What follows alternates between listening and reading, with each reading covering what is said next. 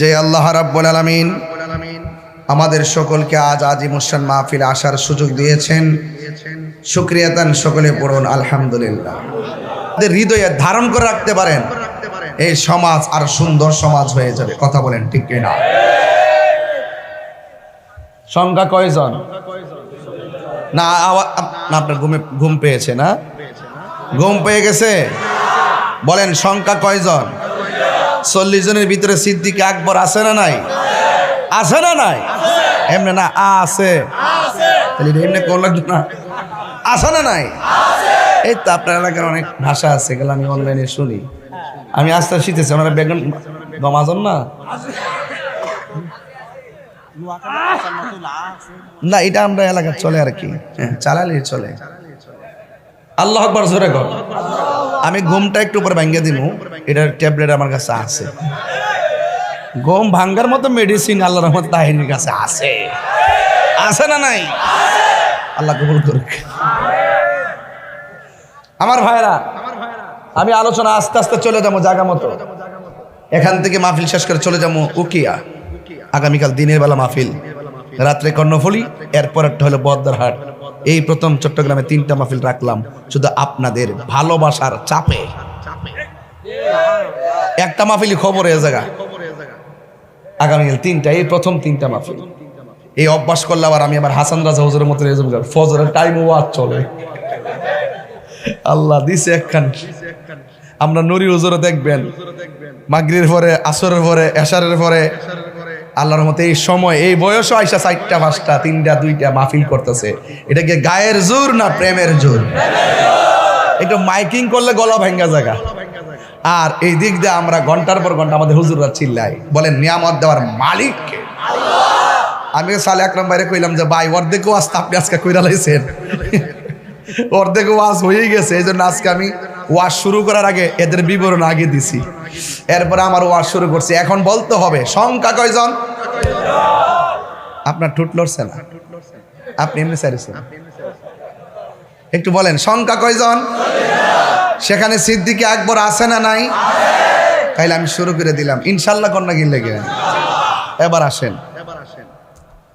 আমার নবীজি দাওয়াত দিতেছেন গায়ের জোরে না হেকমতে? আরো জোরে, গায়ের জোরে হেকমতে। কিন্তু হেকমতে দাওয়াত দিলে সবসময় কি হেকমত করছে? কখনো কখনো যখন হেকমত কাজ হয় না, তখন জীবনে 27 বার তলোয়ার লইয়া যুদ্ধের ময়দানে নেমে গেছে।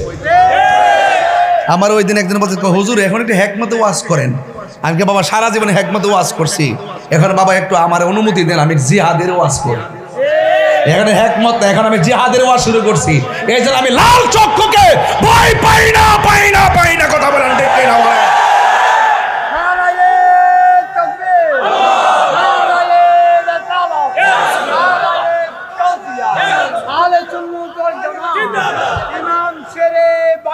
কথা বলেন না কেন? আপনারা কি ভয় পান?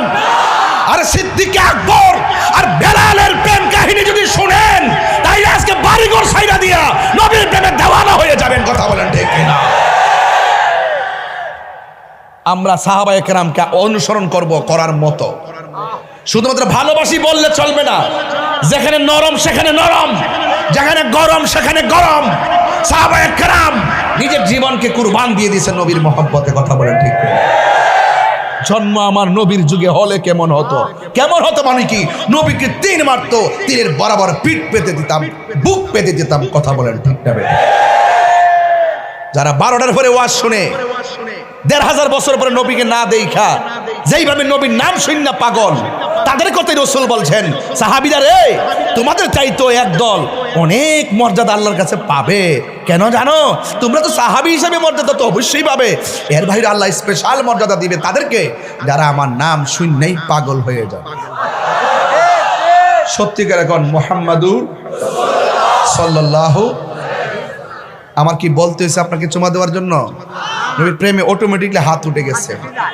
বলতে হয় না এটা নবীর প্রেম, এটা আমার নবীর প্রেম। বলতে হয় না যে চুমা দেন, চুমা দিয়ে দেই। রাসূল বলছেন আরে হাসরের মাঠে আলাদা একটা কাতার হবে, জিজ্ঞেস করবে ওরা কারা? কয় যারা আমার নাম শুনে চুমা দিয়ে চোখে লাগাতো। এই নাম শুনে যারা চুমা দিয়ে চোখে লাগায় এদেরকে রাসূল আলাদা কাতার করবেন, আলাদা কাতার করে করে ভাই জান্নাতে নিয়ে যাবেন। এটা সিদ্দিক আকবর। সিদ্দিক আকবর রাসূলের শান শুনে, নাম শুনে চুমা দেওয়ার পরে বলল, হে আবু বকর, তুমি চুমা দিলা কেন? হে রাসূলুল্লাহ, আপনি না বলছেন আদম আলাইহিস সালাম আপনার নুন মোবারক আঙ্গুল মোবারকে দেখে এইভাবে চুমা দিয়ে চোখে লাগাইছে, তাই আমি নাম শুনে চুমা দিয়ে চোখে লাগালাম। একটা তাহাজ্জুদের টাইম হচ্ছে এখন, এটা গভীর রাত্রে আপনি যাচ্ছেন, একটু চোখের পানি ফালায় বাড়িতে যান, দেখবেন মদিনাওয়ালা মদিনা নয়, আপনারা ভাঙ্গা ঘরে হাজির হয়ে যাবে। নবী শুধু প্রেম চাই, প্রেম কি চাই? প্রেম, প্রেম, ভালোবাসা চায়, ঠিক কিনা কোন? কি চাই? ভালোবাসা চায়। সেই ভালোবাসা আমাদের গুচ্ছগ্রামের আছে না নাই? আনোয়ারাবাসীর আছে না নাই? ওই দিন আনোয়ারাতে তাফসীর করে গেছি সূরা ইনফিতারের, বুঝাই দিয়ে গেছি সুন্নিরা শুধু কাওয়ালি গায় না, সুন্নিরা আমার নবীর প্রেমে কিভাবে তাফসীর করতে হয় সেটা বুঝাই দিয়ে গেছি। ফতোবাজি করো তাহিরির সাথে, মনে করো যে কিছুই বুঝি না, তোর সাহস থাকলে তোর বাপ দাদা লয় আমার সামনে বল। এখনো বলি যে বিষয় নিয়ে তর্ক, বসো আমার সাথে, আনোয়ারাতে প্রমাণ করে দিয়ে যাবো ইনশাআল্লাহ। কথা বলেন ঠিক না? কারা কারা খুশি একটু হাত তুলে দেবেন ইনশাআল্লাহ। নারে তাকবীর, নারে রিসালাত, নারে গৌসিয়া, প্রধান মেহমানের আগমন। আল্লাহু আকবার, জোরে কর। এখন ইন্টারভিউ নিব, ইন্টারভিউ। সবাইকে প্রস্তুত? হ্যাঁ, সবাই প্রস্তুত? বলেন সংখ্যা কয়জন? এই ছেলে, এই তুমি কি কাটিং চুল কাটতে আইছো, বলো সংখ্যা কয়জন? কয়জন? আজ দূরে বলো, সামনে বইছো। সংখ্যা কয়জন? তাহলে ওয়াজ বুঝতেন না। সিদ্দিক আকবর আছে না নাই? নবীকে ডাক দিয়ে কয়, আবু বকর সিদ্দিক কয়, নবী গো, গোপনে গোপনে আর কত দাওয়াত দিতাম, মন চাইতেছে মনটা উজাড় করে কালিমার দাওয়াত দেই, মরণ হলে হয়ে যাইব। আবু বকর সিদ্দিক রাদিয়াল্লাহু তাআলার কথা শুনিয়া, ঠিক আছে জুম্মার দিন বসো, বসছে। কাফেররা শুনিয়া ফেলাইছে নবী একটা মিটিং করতেছে পার্সোনাল। এই মাহফিলে সবাই যে আমার আই লাভ ইউ বলতে আইছে, বিষয়টা এরকম না। এমন কিছু লোক আইছে রেকর্ডিং করে নিয়া আমার দরবার লাগিয়া। আমি একটু সজাগ আছি, দীক্ষা এই সুযোগটা তারা পাইতো না, ঠিক না? সবাই ভালোবাসে না। ঘরের লোকের ঘরের লোকটা হয় মুনাফিক, ঘরের সাথের লোকটা হয় মুনাফিক। মুনাফিক লন্ডন থেকে আসে না, আপনার ঘরের সাথে ঘরটা হয়, মানুষটা হয় চুগলখোর। আপনার ক্ষতি করার জন্য ব্রাহ্মণবাড়িয়ার মানুষ প্রয়োজন নাই, আনোয়ারের ক্ষতি করার জন্য আনোয়ারের মানুষই যথেষ্ট। কথা বলেন রাইট কিনা? কোনটা কিনলে গে ভাইয়ের আমার? কাছের মানুষ ধাক্কা দেয় বেশি, বুঝতে পেরেছেন? এই জন্য আমার নবীজি যখন সাহাবায়ে কেরামদেরকে নিয়ে বসলেন, তখন কাফেররা সিভিল আইসা দাঁড়ায় গেছে যে নবীজি কি কথা বলে। আল্লাহর হাবিব বলছেন, সাহাবীরা তোমরা তো আমাকে বলেছো দিনের দাওয়াত ওপেন দেওয়ার জন্য, তখন দিনের দাওয়াত ওপেন দিতে গিয়ে যদি কোনো অপশক্তি আমাদেরকে আঘাত করে, সেই আঘাতের মোকাবেলায় কে আছো সর্বপ্রথম জীবন দিবে? যেই মানুষটা সেদিন দাঁড়িয়ে গিয়েছিল সেই মানুষটাই ছিল সিদ্দিক আকবর। কোন সিদ্দিক আকবর? তার স্টেপগুলো মনে রাখবেন, ওনার স্টেপটা শুধু মনে রাখবেন। সংখ্যা কয়জন? আবু বকর আছে না নাই? জীবন দেওয়ার জন্য প্রথম কে দাঁড়ায় গেছে? দামটা কম না বেশি? বাহ, চমৎকার, ইতিহাসের সাথে মিলাই দিলাম। যেই মাত্র সিদ্দিক আকবর দাঁড়ায় গেছে, সিভিল বেশে মোমেন দাঁড়ায় দিছে না কাফের? কথা কন না? কাফের, কাফের সিভিল বেশে দাঁড়ায় পাথর হাতে নিয়ে দাঁড়ায় দিছে। আজকে আপনি দেখছেন না আমাদের সদ্য যে মনোনয়ন পাইল এরশাদুল্লাহ সাহেব বোয়ালখালীর, চট্টগ্রামের 8 আসনের মনে হয়, হ্যাঁ, ওই মিটিং করতেছে, হুট করে কে যেন এসে গুলি মারছে। ওনার সাথে একজন ছিল, সে সাথে সাথে মারাই গেছে, আর একজন অসুস্থ, তিনিও হসপিটালে। এটা দুঃখজনক ব্যাপার। আপনার সাথে আমার রাজনৈতিক মতাদর্শ থাকতে পারে, আপনার সাথে আমার আকীদার দ্বন্দ্ব থাকতে পারে, আপনার গড়ের সাথে গড় বিভিন্ন ধরনের সমস্যা থাকতে পারে, তাই বলে একজনকে মেরে ফেলার চিন্তা করা এটা কখনো মানুষের কাজ হতে পারে না। এইভাবে রাষ্ট্রযন্ত্র চলতে পারে না। সিকিউর লাগবে, কি লাগবে? সিকিউর লাগবে। আল্লাহ আমাদের সকলকে মনের সিকিউর তৈরি করে দাও, কামিন গণ। হ্যাঁ খাইছে না? উনিও খাইছে, উনি হসপিটালে আছে, ভালো মন্দ জানি না, আল্লাহ হেফাজত রাখুক। তবে আমার কথা হলো ভাই, আপনি মেরে ফেলবেন, এটা মুসলমানের চরিত্র না, এটা কাফেরের চরিত্র। কথা বলেন ঠিক কি না? একদিন আপনাকে হয়তো আরেকজন ক্ষতি করতে পারে। মান হাফারা হুফিরা, পরের জন্য গর্ত গলে নিজে গর্তে পড়ে মরতে হয়। কামা তাদিন তুদান, যেমন কর্ম তেমন ফল। আপনি যাকে মারবেন একদিন হয়তো আপনাকে মারার জন্য আরেকজন রেডি হয়ে থাকবে ভাই। এজন্য কেউ কাউকে মারবেন না, হয়তো তর্ক করতে পারেন। কথা বলেন ঠিক কি না? সিদ্দিক একবার দাঁড়ানোর পর কাফেররা সাথে সাথে আবু বকরের চেহারাটা খেয়াল করে পাথর মারছে, মাথাটা ফেটে গেছে। সব সাহাবীরা নবীকে ধইরা বাড়িতে নিয়ে গেছে। সিদ্দিক আকবর মাটিতে পড়ে গেছে, সাহাবীরা ধরাধরি করে বাড়িতে নিয়ে গেছে। সিদ্দিক আকবরের আম্মা এইভাবে ধরলেন, ধইরা শাড়ির আঁচল দিয়ে রক্ত মুছলেন। একটু পরে সিদ্দিক আকবরের আম্মা জান বলতেছেন, হে আবু বকর, তোমার ব্যথাটা এখন কেমন? সিদ্দিক আকবর বললেন, মা, আমার জিগায়েন আমার ব্যথা কেমন, আগে আমার জিগান আমার নবী কেমন আছে। তো আমাদেরকে তো ভালোবাসাটা এইভাবে উপস্থাপন করতে হবে। সবকিছুর ঊর্ধ্বে নবীর মহব্বত। এক গুচ্ছগ্রামের পোলাপান, এরা অনেক আশিক মানুষ, পাগল মানুষ, এরা অর্থের দিকে তাকায় না। পাগলের মতন আমাকে প্রতিটা বছরে একবার মানে অনেক সিদ্ধান্ত নিয়ে আমাকে আবার দাওয়াত করে না। মহব্বত জন্মে গেছে, তার আসতে পারি কি পারি না জানি না। অর্ধযুগ এসে গেছি, 6 বছর এসে গেছি। 6 বছর অর্ধযুগের মাথায় যে কথাগুলো এখন বলতেছি, এই কথাগুলো আপনার অক্ষরে অক্ষরে মনে রাখবেন। আর যদি নাও আসতে পারি, কথাগুলো আমানত দিয়ে গেলাম, যেন হাসরের মাঠে হলো আমাদের দেখা হয়, সিদ্দিক আকবরের সঙ্গে যেন আমাদের জান্নাত হয়। মহব্বত আছে না নাই? সিদ্দিক আকবর আম্মা বলতেছে, বাবা, তোমার যে রক্তক্ষরণ হয়েছে, একটু খাওয়া দাওয়া করো। সিদ্দিক আকবর বলেন, মা, আপনি মা হিসেবে আমার প্রতি যে মায়া, আমাকে খাবারের জন্য বলতেছেন, আমি নিয়ত করেছি আমার রাসূলুল্লাহকে না দেখে আমি এক গ্লাস পানিও মুখে দিব না। এটারে বলা হয় হুব্বে মোস্তফা। সিদ্দিক আকবর হুব্বে নবীর প্রতি মহব্বত।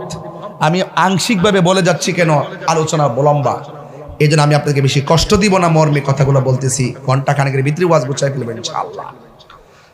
এবার সিদ্দিক আকবরের আম্মা শাড়ির আঁচল দিয়ে চেহারাটা ডাইকা নবীর বাড়িতে নিয়ে রওনা দিছে। কেন? সন্তানের মন রক্ষা করতে হয়, নাইলে তো সন্তান খাবে না। তার রক্ত পড়তেছে, সে চিন্তা করে না, পেটে ক্ষুধায় জর্জরিত, সে খাবার খায় না। তাইলে মা হিসাবে অবশ্যই চিন্তা, রাসূলুল্লাহকে দেখাইলে হয়তো বা আমার পোলা সুস্থ হতে পারে, রাসূলুল্লাহকে দেখালে হয়তো বা তার মনের যন্ত্রণা দূর হতে পারে। শাড়ির কাপড় দিয়ে কেন মুখ ডাকলেন? রাস্তায় তো কাফের, একটু আগে যাকে আক্রমণ করছে আবার যদি খালি মাঠে পেয়ে যায় আবার আক্রমণ করতে পারে। কথা বলেন ঠিক না?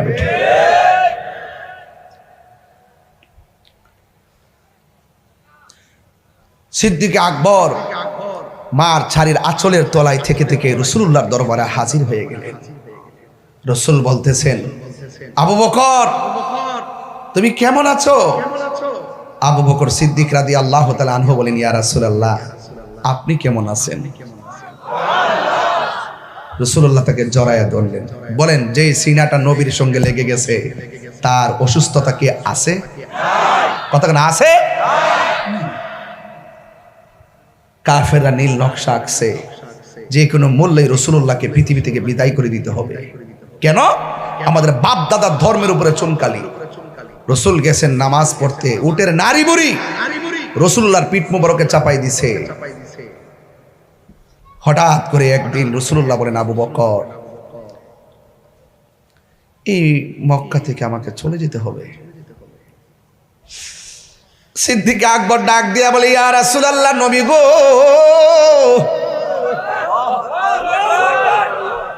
ইয়া রাসূলুল্লাহ, নবী গো, একদিন, 2 দিন, 3 দিন, 7 দিন যদি আমি না খাইতাম, ইয়া রাসূলুল্লাহ, নবী গো, আপনি নবীর চেহারা মুবারক দেখলে সেকেন্ডের ভিতরে আমার ক্ষুধা দূর হয়ে যাইত। ইয়া রাসূলুল্লাহ, নবী গো, আপনি যদি চলে যান তাইলে আমি কার চেহারা দেখে অন্য কোনো ইচ্ছাই? আমার নবী বলেন, না রে না, আমি আমার ইচ্ছায় যাই নাই, মক্কা ছেড়ে চলে যেতে হবে, সিদ্ধান্ত দিয়েছেন আমার আল্লাহ।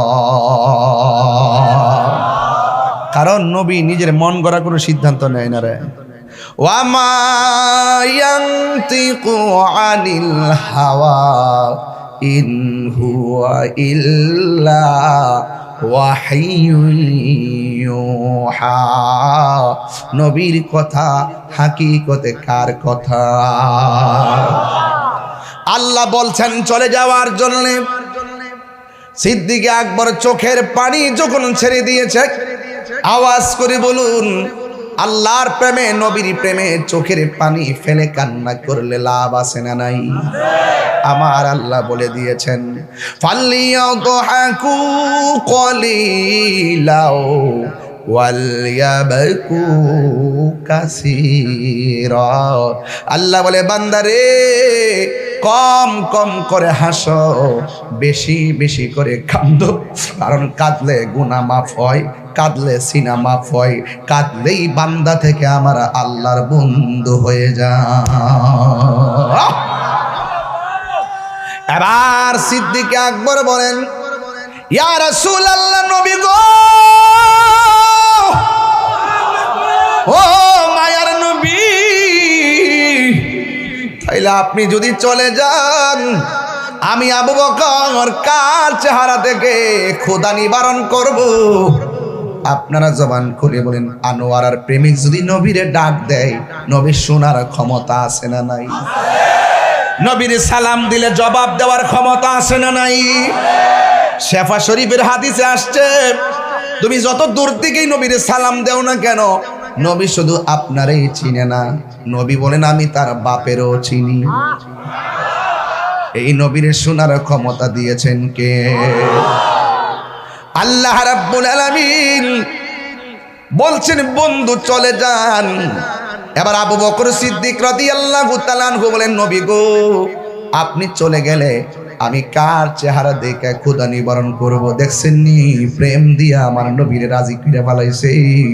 আমার নবী ডাক দিয়া কয়, হ্যাঁ আবু বকর, টেনশন করিও না, আমি নবী যখনই যাই তোমাকে সাথে নিয়ে আমি মদিনায় যাব। আল্লাহু আকবার। এবার আবু বকর সিদ্দিক রাদিয়াল্লাহু তাআলা আনহু অপেক্ষা করতেছেন কোন সময় আমার নবী ডাক দিবে। আমার নবী বলছেন নিয়ে যাব, কিন্তু কোন দিন যাবে, দিনে নাকি রাত্রে, সকালে নাকি গভীর রাত্রে, আমার নবী বলে নাই।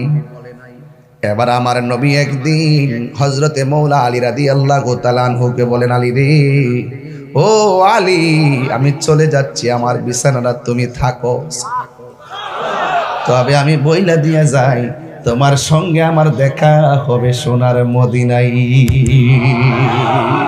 দেখছেন নি আলামতরা, কি খেলা খেললেন, প্রেমের খেলা। চিৎকার মেরে কন্যা আল্লাহু আকবার। এবার আমার নবী মৌলা আলী রাদিয়াল্লাহু তাআলা আনহুকে ঘরের ভিতরে শোয়াইয়া গেলেন। যেই মাত্র ঘর থেকে বের হইয়া গেছেন, কাফেররা এসে আমার নবীর ঘরের মধ্যে ঢুকলেন। ঢোকার পরে আমার নবীকে খোঁজার জন্য ভিতরে ঢুকলেন। ঢুইকা দেখতেছেন একজন মুখটা মুড়াইয়া, চেহারাটা ঢাইকা, চাদর দিয়া ঘুমায় রইছে। তলোয়ারের মাথা দিয়া চাদরটারে সরাইয়া দেখতেছে, তিনি কে? তাকাইয়া দেখতেছেন তিনি অন্য কেউ না, তিনি হলেন শেরে খোদা, মুশকিল কুশা, হায়দারে কাররার মৌলা আলী রাদিয়াল্লাহু তাআলা আনহু। কাফেররা জিজ্ঞেস করে, তুমি এখানে, নবী কোথায়? আবু বকর তো পাঞ্জাতনের সদস্য, মারেফতের সম্রাট, তিনি তো আহলে বাইতের সদস্য, মিথ্যা বলতে পারে না। তিনি বলতেছেন, আমার নবী ঘরের দরজা দিয়া বের হইয়া গেছে। জোরে জোরে কি সুবহানাল্লাহ বলা যাবে না? এখন হযরতে মৌলা আলী রাদিয়াল্লাহু তাআলা আনহুকে প্রশ্ন করি, আলী রে, ও মৌলা আলী রাদিয়াল্লাহু তাআলা আনহু আপনাকে নবী ঘরে শোয়াইয়া দিয়ে গেছে, কিন্তু আপনি তো মুখটা ঢাইকা না ঘুমাইয়া খুইলা ঘুমাইতে পারতেন। আপনিও তো জানেন কাফেররা আমার নবীকে তালাশ করতেছে।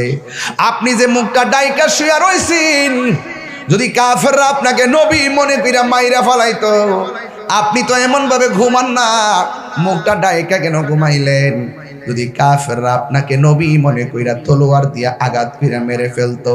হযরতে আলী রাদিয়াল্লাহু তাআলা আনহু মুস্কি হাসি দিয়া কয়, জগৎবাসী রে, আমার চুল পরিমাণ টেনশন নাই যে আমাকে মেরে ফেলবে, কারণ আল্লাহর হাবিব জবান মুবারক দিয়া আমার বইলা গেছে, আলী রে ও আলী, আমার বিছানার মধ্যে তুমি শুয়ে থাকো, তোমার সঙ্গে আমার দেখা হবে সোনার মদিনা। আমি আলীর বিশ্বাস হলো আমার সামনে যতই শত্রু আসুক না কেন, মোস্তফার সঙ্গে দিদারের আগে আমার মৃত্যু হবে না, এটাই হলো আমি আলীর বিশ্বাস। আল্লাহু আকবার।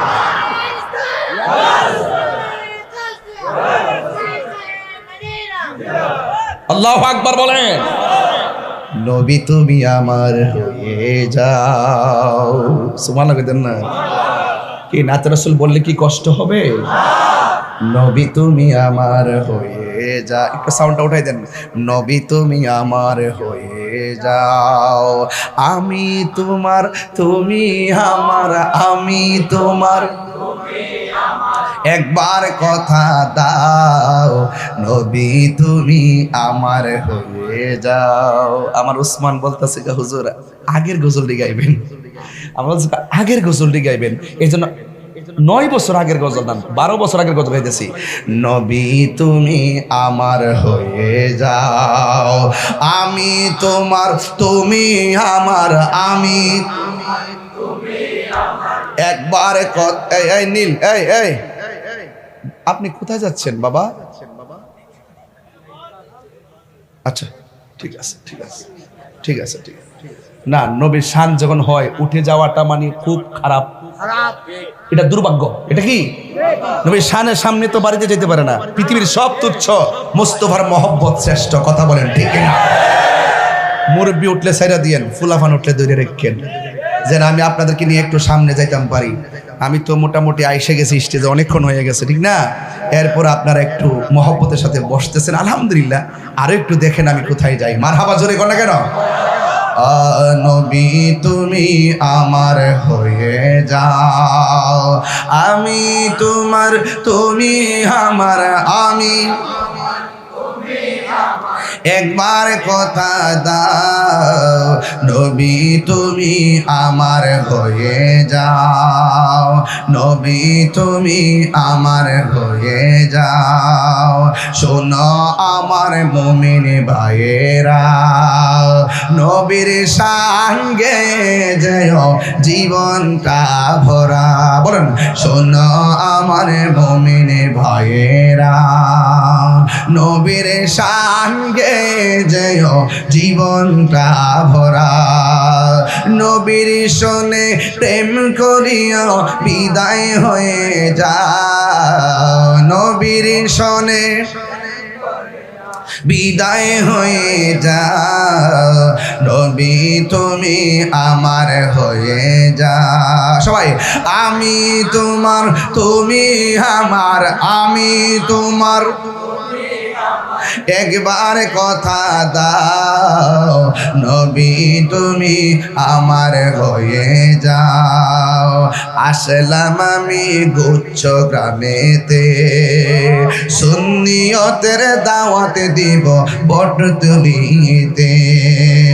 আসলাম আমি বটতলিতে, সুন্নিয়তের দাওয়াত দিব এই এলাকাতে।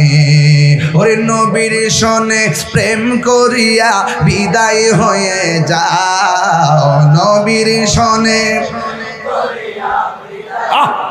যাও, নবী তুমি আমার হয়ে যাও, নবী তুমি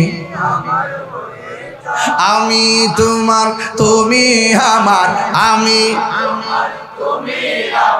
একবারে কথা দাও নবী তুমি আমার হয়ে যাও, নবী তুমি আমার হয়ে যাও, নবী তুমি আমার হয়ে যাও, নবী তুমি আমার হয়ে যাও, নবী তুমি আমার হয়ে যাও।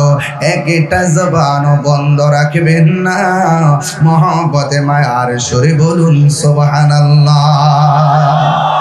এ আব্বুরে, নবীর কেমন ভাবে ধারণ করতে হয়, নবীর কথা কেমন ভাবে মানতে হয়, হযরতে মৌলা আলী রাদিয়াল্লাহু তাআলা আনহু দেখাইয়া দিয়ে গেলেন।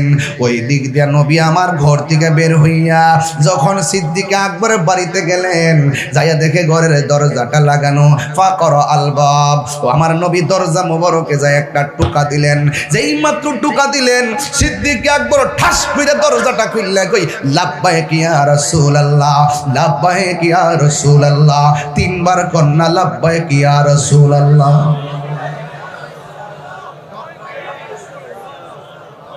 লাব্বাইক ইয়া রাসূলুল্লাহ। নবী গো, সিদ্দিক আকবর ঘরে গিয়া ডাক দিলেন, ইয়া আবু বকর, কোন দিন আমরা একবার একটা ডাক দিবেন গো নবী, এই আশায় আশায় আমরা দিন কাটাই রাত কাটাই, কথা বলে না ঠিক কিনা কন্যা গেলে গা। হাই রে, আমার নবী ডাক দিয়া গই, আবু বকর আমি দিনে আসবো এটাও বলি নাই, রাতে আসবো এটাও বলি নাই, এমন একটা সময় তোমার ঘরে আইসা টোকা দিলাম, তুমি ঠাস করে দরজাটা খুললা বললা তুমি হাজির আছো। তুমি এত গভীর রাতে আমি যে আসবো বলি নাই, মনে হয়েছে যেন তুমি আগাম সংবাদ পাইয়া গেছো, তুমি কেমনে দরজাটা ঠাস করে খুললা দিলা। সিদ্দিক আকবরকে ডাক দিয়ে গই, আবু বকর তুমি কি ঘুমাও নাই?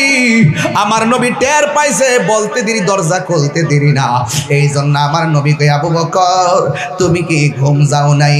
আবু বকর সিদ্দিক রাদিয়াল্লাহু তাআলা আনহু বলেন, নবী গো, নবী গো, নবী গো, ও মায়ার নবী, যেই দিন থেকে আপনি আমারে বলছেন আমার সাথে কইরা মক্কা থেকে মদিনায় নিয়ে যাবেন, ওয়াল্লাহি তাল্লাহি বিল্লাহ, সেই দিন থেকে আমি দিনে এবং রাইতে একটা সেকেন্ডের জন্য বিছানার মধ্যে পিঠ লাগাই নাই। কারণ আমার নবী যদি আমার একবার ডাক দেয়, খুলতে যদি দেরি হইয়া যায়, নবী কষ্ট পাইলে আমার আল্লাহ কষ্ট পাবে, আর আল্লাহ কষ্ট পাইলে তো আমার অবস্থা ভয়াবহ হবে। এই জন্য আমি নবীকে রাজি খুশি করতে যাই ঘুম হারাম কইরা দিলাম। ও বন্ধু, আমার নবী সিদ্দিক আকবরকে সাথে লইয়া যেই মাত্র রওনা হইয়া গেছে, ওই দিক দিয়ে কাফের আমার নবীরে তালাশ করতেছি, আর এই দিক দিয়ে আমার নবী যখন রওনা হলো, হাঁটতেছে হাঁটতেছে হাঁটতে হাঁটতে হাঁটতে হাঁটতে যেই মাত্র নবীটি সামনে গেল, সামনে যাওয়ার পরে একটা ইহুদির বাড়ি, কাফেরের বাড়ি। ওই মুহূর্তে সিদ্দিক আকবর কয়, নবী গো, ও মায়ার নবীজি, আপনি যে সামনে হাঁটতেছেন, সামনে একটা কাফেরের বাড়ি দেখা যায়, আমাকে একটু সামনে দেন, আমি আপনার সামনে যাবো। ওরা যতই তীর মারুক না কেন, সব তীর আমি আবু বকরের বুকের মধ্যে নিয়ে নিব, কিন্তু আমার সামনে মোস্তফার বদন মুবারকে একটা পাথরের আঘাত লাগতে দিতাম না। এটার নামই হলো হুব্বে মোস্তফা, এশকে মোস্তফা। কথা বলেন ঠিক কিনা? হাই রে, কি দিয়ে আওয়াজ বুঝাবো? আমার নবী যাইতে যাইতে যাইতে যাইতে এমন একটা জায়গায় গেল, নবী দিনের বেলা রাস্তা দিয়ে হাঁটে, নবীর আকাশের মেঘমালা গুলা ছায়া দে, মেঘমালা চিনল, গাছে চিনল, পশু চিনল, মক্কার কাফেররা চিনলি না, যার গায়ের মধ্যে মশা মাছি বসে নাই, ওই নবীরে মারার জন্য তোরা ষড়যন্ত্র করিস। বন্ধু, আমার নবী, আপনার নবী ওই সিদ্দিক আকবরকে নিয়ে নবী যখন গুহার ভিতরে ঢুকলেন, গুহার ভিতরে এমন বড় বড় ছিদ্র, ওই ছিদ্রগুলো সিদ্দিক আকবরের পাগড়ি অথবা পাঞ্জাবি কাপড় দিয়ে দিয়ে ছিদ্রগুলা বন্ধ করলেন, কারণ ছিদ্রের মুখের মধ্যে সাপগুলা অপেক্ষা করতেছেন, সাপগুলা বসে আছে, নবীর যদি দংশন করে। সিদ্দিক আকবর উরু মুবারকের মধ্যে আল্লাহর হাবিব মাথা মুবারকটা নিয়ে যখন শুইলেন, সিদ্দিক আকবর ডাক দিয়ে কয়, ইয়া রাসূলুল্লাহ, নবী গো, মায়ার নবী দয়ার নবী, দেখেন না কাফেররা তো আসতে পারে আমাদেরকে খোঁজার জন্য, যদি এই গুহার ভিতরে পেয়ে যায়, ডানে রাস্তা বামে রাস্তা পিছনে ডানে রাস্তা নাই বামে রাস্তা নাই পিছনে রাস্তা নাই, ইয়া রাসূলুল্লাহ গুহার সামনে যদি তারা দাঁড়ায়া যায়, আমরা দুইজনে যদি পাইয়া যায়, ওরা তো মারতে সহজ হয়ে যাবে।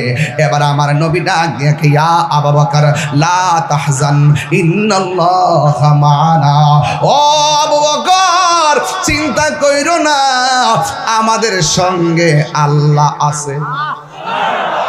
এই আওয়াজে মানি না, জোরে কোন সুবহানাল্লাহ, আর জোরে কোন। এখানে একটা খেলা আছে, আসিনি বাজান?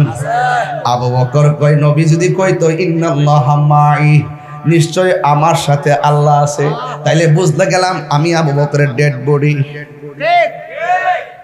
নবীজি তো বলছে ইন্নাল্লাহা মা'ানা, আমাদের সাথে আল্লাহ আছে, নবী একজন আমিও তো একজন, দুইজন মিললে আমাদের হয়। এই জন্য আবু বকর বলে নবী যখন বলছে আমাদের সঙ্গে আল্লাহ আছে, আমিও নিরাপদ, আমার নবীও নিরাপদ, কারণ নবীর কথা কোনোদিন মিথ্যা হইতে পারে না। কথা বলেন ঠিক কিনা? এবার আবু বকর সিদ্দিক রাদিয়াল্লাহু তাআলা আনহু গুহার ভিতরে বসা, ও বন্ধুরে আমার, ওই গুহার ভিতরে আবু বকরের উরু মুবারকের মধ্যে আল্লাহর হাবিব অনেক ক্লান্ত, মাথা মুবারক নিয়ে শুইলেন। ওই মুহূর্তে অনেকগুলা ছিদ্র আবু বকর রাদিয়াল্লাহু তাআলা আনহু বন্ধ করলেন, একটা ছিদ্র অতিরিক্ত রয়ে গেল পায়ের গোড়ায়। এই ছিদ্রটা আবু বকর সিদ্দিকের পা দিয়া, ওই ছিদ্রটা যখন বন্ধ করছে, আবু বকর সিদ্দিকের পায়ের মধ্যে সাপে দংশন করছে।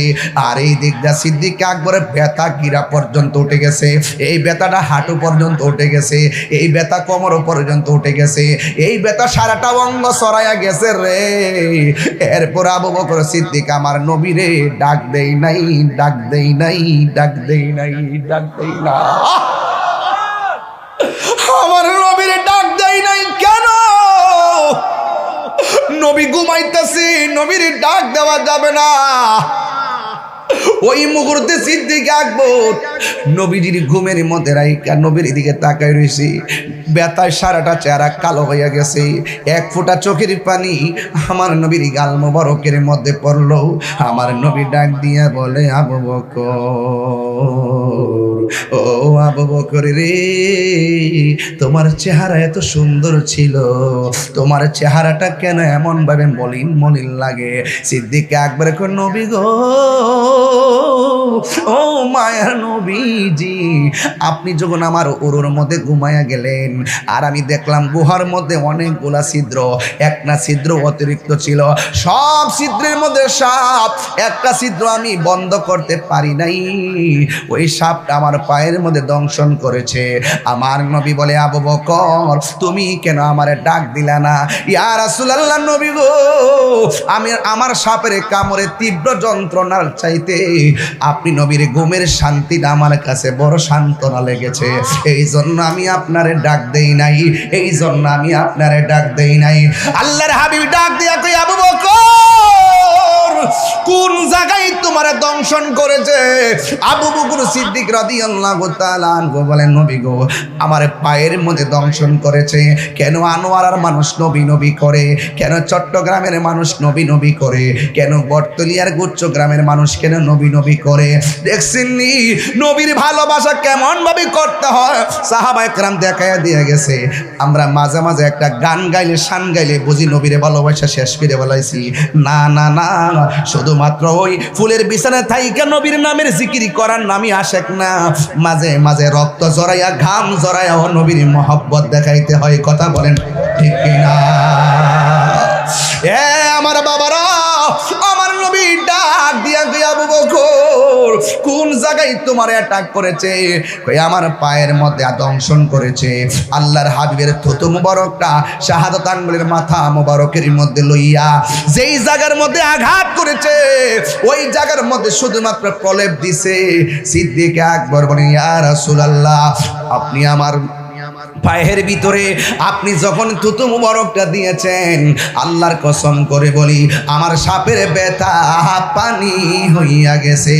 জোরে জোরে কি আল্লাহু আকবার বলা যাবে না? বিজ্ঞানীদের বিজ্ঞানী আঙ্গ নবীজি, ঠিক না?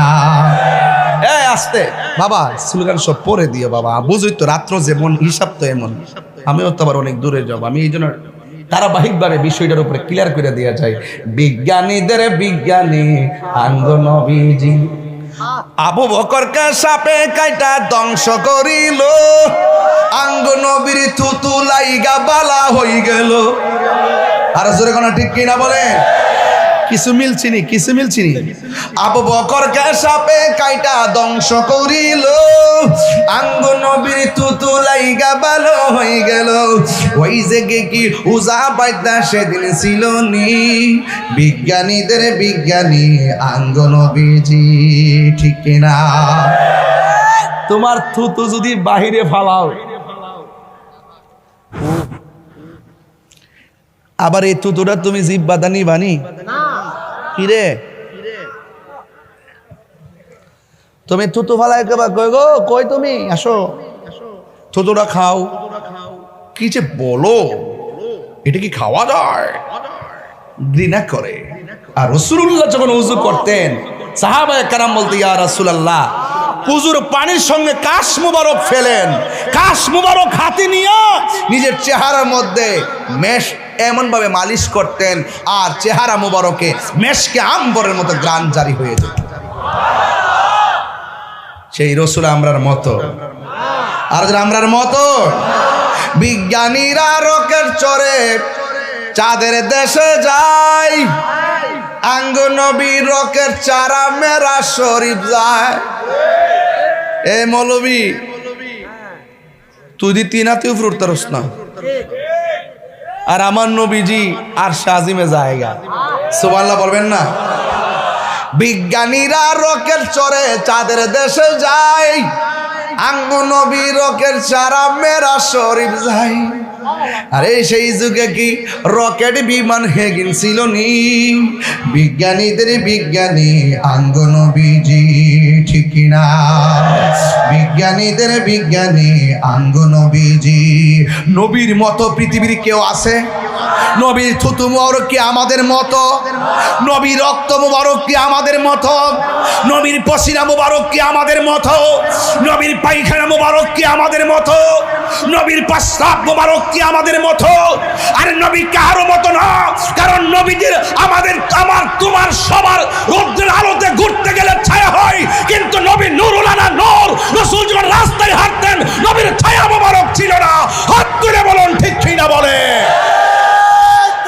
আল্লাহু আকবার। নারে রিসালাত, নারে গাউসিয়া, তাসবিহ মিলাদুন নবী, হায়াতুন নবী। নবী কি আমরার মতো? বললে কি ঈমান থাকবে? আরে কথা কোন ঈমান থাকবে? নবীর থুতু মুবারক লাগাইছে, ভালোই গেছে। আর আমরা সাপে কামড় দিল, ইহানো বান্ধে, হিয়ানো বান্ধে, উজাইসা সাপ দিয়ে আবার কামড় দেওয়া। কোন জমানায় বাস করছি? সাপে কামড় দিলে দ্রুত আপনি ডাক্তারের কাছে নিয়ে যাবেন, বুঝতে পারছেন? দ্রুত নিয়ে যাবেন। মনে থাকবে তো? মনে থাকবে কি না? মনে থাকে যেন। তো সিদ্দিকে আকবর নবীরে জয় করছে কি সম্পদের জোরে নাকি প্রেমের জোরে? সেই প্রেম কার কার আছে একটু হাত তোলেন না। নারে তাকবীর।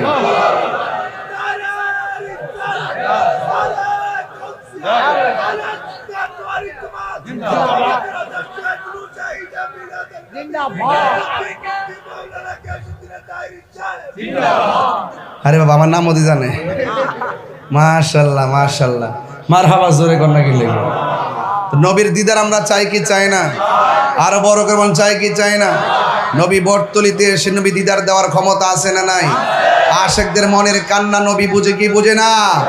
তো নবীজিকে ভালোবাসতে গেলে, নবীজিকে ভালোবাসতে গেলে আমাদের সম্পদের চাইতেই বেশি ভালোবাসতে হবে, সন্তানের চাইতে বেশি ভালোবাসতে হবে, বাবার চাইতে বেশি ভালোবাসতে হবে, ওয়ান নাসি আজমাইন, সমস্ত মানুষের চাইতে বেশি ভালোবাসতে হবে। আজকে আমাদের সমাজে অনেকে নবী নবী মুখ দিয়া বলে, ভিতরে ভিতরে নবীর সাথে গাদ্দারি করে, আসে না নাই? এই মুনাফিকরা আমার ডানে বামে আসে না নাই? এরা নবীর শান মানে একদম শুনতে পারে না। নবীর শান শুনলে গায়ের মধ্যে অ্যালার্জি শুরু হয়ে যায়। কথা কোন ঠিক কিনা? আমরা সুন্নিরা কখনো টাকার কাছে ঈমান বিক্রি করি নাই, করব ইনশাআল্লাহ। গণ এই পাঞ্জাবি দেখছি কইলাম জুতা লয়ে বাড়িতেছে যে আয়া হইল নবী শান চলতেছে সিদ্দিক আকবর রওজা মুবারকটা কোন জায়গায় নবী রওজা মুবারকের সাথে রহমতে আলম ওরে বাপ রে বাপ চট্টগ্রামে গজলটা গাইতে গেলে মুখ থেকে টাইম না লইয়া যায় শান্তি লাগেনি রহমতে আলম নূরে মুজাসসাম রহমতে আলম সাহাবীরা আতর বানাই বলো না সাহাবীরা আতর বানাই নামে রহমতে আলম নূরে মুজাসসাম সাহাবীরা আতর বানাই ওই নবীজির ঘাম বলো না সাহাবীরা আতর বানাই ওই নবীজির ঘাম চিনো জানো মানো কেমন আমার নবীজি যাহার প্রেমে পাগল চন্দ্র তারকারাজি যাহার প্রেমে পাগল চন্দ্র তারকারাজি তোমরা আরো শুনবানি সুন্দর কাহিনী আরো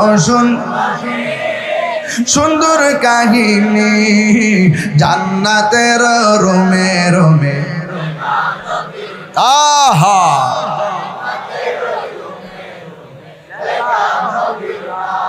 আমি রহমতে আলম জোরে রহমতে আলম সাহাবীরা আতর বানাই ওই নবীজির ঘাম বলো না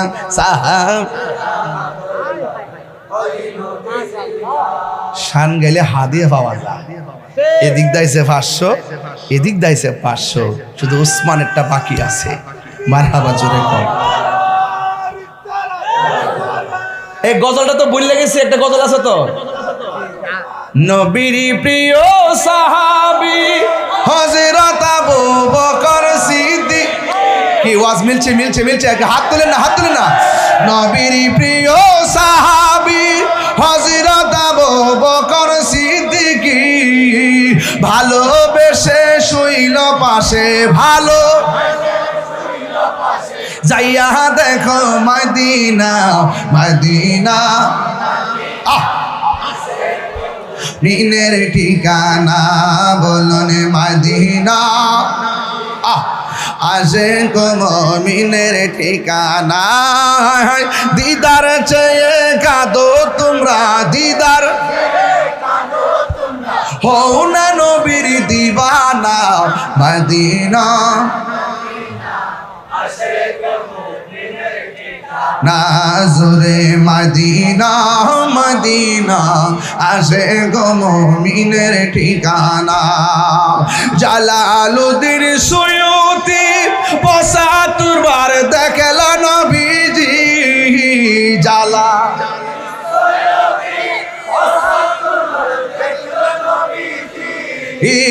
এত বার দেখিয়া নবী এত জালা তাহার মিটে না মদিনা আসে গো মুমিনের ঠিকানা বলুন মদিনা আসে গো মুমিনের ঠিকানা ঠিক কিনা আবু বকর কথা গজল আছে কিনা আর যারা আছে কিনা বন্ধুরা রে আমার ও বটতলের বাবারা গুচ্ছ গ্রামের বন্ধুরা ও আনোয়ার আল্লাহ বরজুর হবে ও আনোয়ার আর বাবাজিরা গো আমি বলতে চেয়েছিলাম কাফেররা গুহার সামনে হাজির হইয়া গেছে এক কাফের কাইডার ভিতরে নবী আছে আর একটা কয় কি কস না কস যদি নবী থাকবে মাকড়সার জাল কেন মানুষ ঢুকলে তো জাল থাকে না এই কথা বলার পরে কাফেররা চলে গেছে আপনারা জবান খুলে বলুন রহমতের চাদর বিছায়া দেওয়ার মালিক কে ও পড়ি সিদ্দিক আকবর বলে আমি এমন একটা খেলা দেখলাম। এক নম্বর খেলা হলো আমরা ঢোকার সময় মাকড়সার জাল ছিল না, ঢোকার পরে দেখলাম মাকড়সার জাল এসে গেছে। আমার নবী থুতু মুবারক দিয়া ভালা কইরা দিছে। এরপর আমি দেখছিলাম পাথর এই গুহার ভিতরে ঢোকার পর পিছন দিকটা কোনো রাস্তা ছিল না, সামনের গুহার সামনে কাফেররা দাঁড়ায় রয়েছে। আমার নবীকে আল্লাহ রাব্বুল আলামিন এত শান দিয়েছেন। আমার নবী আপনার নবী ভিতরে ঢোকার পরে আমি দেখছি পাহাড়ের গুহার পিছন দিক দিয়ে রাস্তা ছিল না। আমি তাকায়া দেখলাম আমার আল্লাহ গাইবী একটা রাস্তা আমার জন্য, আমার নবীর জন্য বানাইয়া দিছে। ওই দিক দিয়ে আমার নবী রওনা হয়ে গেছে রে। আরে বাবা, রতনে রতন চিনি, ভ্রমর চিনি মধু। এবার সিদ্দিক আকবর আমার নবীকে যখন রওনা দিল, আমার নবী বারবার পিছন দিক দিয়ে ফিরা চায়, বারবার পিছন দিক দিয়ে ফিরে চায়। আবু বকর কই, নবী গো, মক্কার মানুষ এত কষ্ট দিছে, আল্লাহ আপনাকে নির্দেশ করছে, বারবার কেন আপনি পিছনে পিছনে ফিরা চান? আমার নবী বলে, আবু বকর কেন চাইতাম না রে, এই দেশটা তো হলো আমার মায়ের দেশ, মায়ের দেশ, মায়ের দেশ। আবু বকর, আমার মায়ের দেশে আমি ফিরে তাকাই। এই জন্য যারা সুন্নি, এই দেশের ইঞ্চি ইঞ্চি মাটি নিয়ে কেউ যদি ষড়যন্ত্র করে, আমরা কোনোদিন বরদাস্ত করতে পারি না। একটা ছেলে যখন বিদেশ যায়, উপরে যখন উঠে বিমানটা, শেষবারের মতন জানালা দিয়ে নিচে তাকায়া বাংলাদেশের জমিনটা দেখে দেখে যায়, কারণ দেশের প্রতি দেশপ্রেমিকদের মায়া আছে না নাই? ইঞ্চি ইঞ্চি মাটি নিয়ে যদি বাংলাদেশের কোনো চান্দু ষড়যন্ত্র করো, প্রয়োজনে তোমাদের সঙ্গে আর একটা যুদ্ধ হবে। কথা বলেন ঠিক কিনা? এই বাংলাদেশের প্রতি অন্য কোনো হায়নাদের চোখ আমরা উল্টে ফেলবো। কোনো দাদাগিরি বা বগুড়ি দেশের মাটির সঙ্গে চলবে না।